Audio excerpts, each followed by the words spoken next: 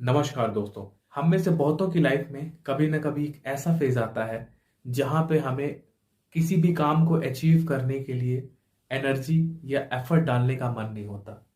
सीधे तौर पे अगर कहा जाए तो जहां पे मोटिवेशन एकदम कम या शून्य हो जाता है। दोस्तों, इस फेज को हम ए मोटिवेशन बोलते हैं।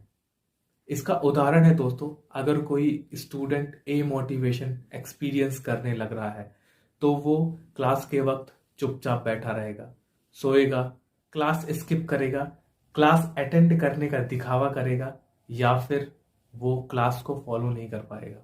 उसी तरह दोस्तों, अगर कोई अनएम्प्लॉयड पर्सन ए मोटिवेटेड एक्सपीरियंस कर रहा है तो वो नौकरी ढूंढना ही बंद कर देगा। दोस्तों, अगर देखा जाए तो ए मोटिवेशन तीन चीजों से उपजता है या उभरता है और जो आपस में जुड़े हुए हैं। पहला है दोस्तों लैक ऑफ कॉम्पिटेंसी, यानी कि क्षमता की कमी। ऐसा लगने लगना कि मैं किसी काम को अच्छी तरीके से कर ही नहीं सकता।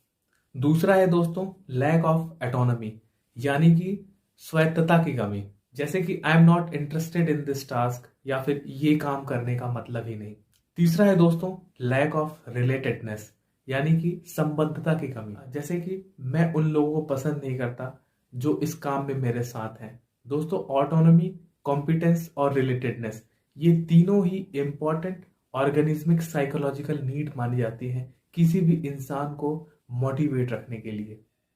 दोस्तों, जब भी हम किसी ऐसी एक्टिविटीज को कर रहे होते हैं जिससे हमारी साइकोलॉजिकल नीड जुड़ी हुई होती है, उसको अचीव करने पे एक एंजॉयमेंट फील होता है और ये एंजॉयमेंट या इमोशन इंडिकेट करता है कि नीड सेटिस्फाई हुआ। बहुत सारे एग्जाम्पल है इसके, जैसे किसी डिफिकल्ट टास्क को कंप्लीट कर लेना या फिर किसी मिस्ट्री को सॉल्व कर लेना। दोस्तों, हमारे एनवायरनमेंट का बहुत बड़ा रोल है मोटिवेशन में।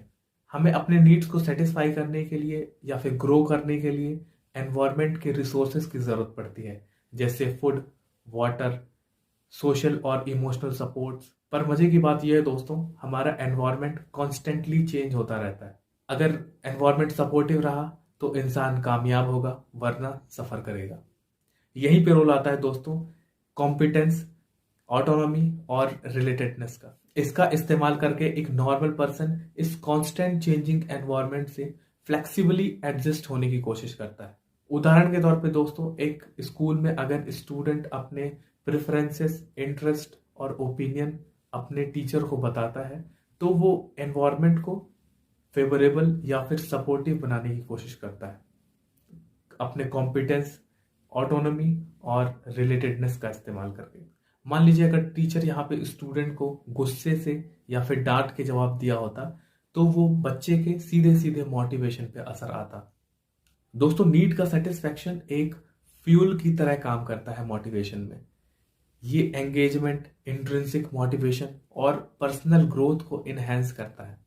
दोस्तों, अब बात करते हैं कि ऑटोनॉमी, रिलेटेडनेस और कॉम्पिटेंस को बढ़ाया कैसे जा सकता है। अगर किसी के ऑटोनॉमी को इनहेंस करना है या फिर बढ़ाना है तो अगर उसके उस पर्टिकुलर पर्सन के इंटरेस्ट को, प्रेफरेंसेस को और ओपिनियन को आप सपोर्ट कर रहे हैं तो ये उसकी ऑटोनॉमी को बढ़ावा देता है। दोस्तों, दूसरा है कॉम्पिटेंस। कॉम्पिटेंस सीधा सीधा स्किल्स और कैपेसिटी से जुड़ा हुआ है। अगर आपको कॉम्पिटेंस बढ़ाना है तो मतलब आपको अपनी कैपेसिटी और स्किल्स को ऑप्टिमम चैलेंज लेने के लिए तैयार करना। इसके लिए दोस्तों जो पहली चीज है वो है क्लियर एक्सपेक्टेशन, यानी मुझे क्या करना है। फिर है गाइडेंस, यानी मैं जो कर रहा वो सही से कर रहा या नहीं। फिर है फीडबैक, यानी मैं जो कर रहा हूं वो बेहतर कर पा रहा हूं या फिर नहीं। इससे आपको पता चलता है कि आप खुद को और बेहतर कैसे बना सकते हो। फिर है दोस्तों फेलियर टॉलरेंस। दोस्तों, ये इंपॉर्टेंट इसलिए है क्योंकि किसी भी चैलेंज को जब हम एक्सेप्ट करते हैं तो रिजल्ट या तो पॉजिटिव हो सकता है या फिर नेगेटिव हो सकता है। दोस्तों, अगर हम फेलियर को कंस्ट्रक्टिव वे में ले सकते हैं तो ये हमारे कॉम्पिटेंस को बढ़ाता है।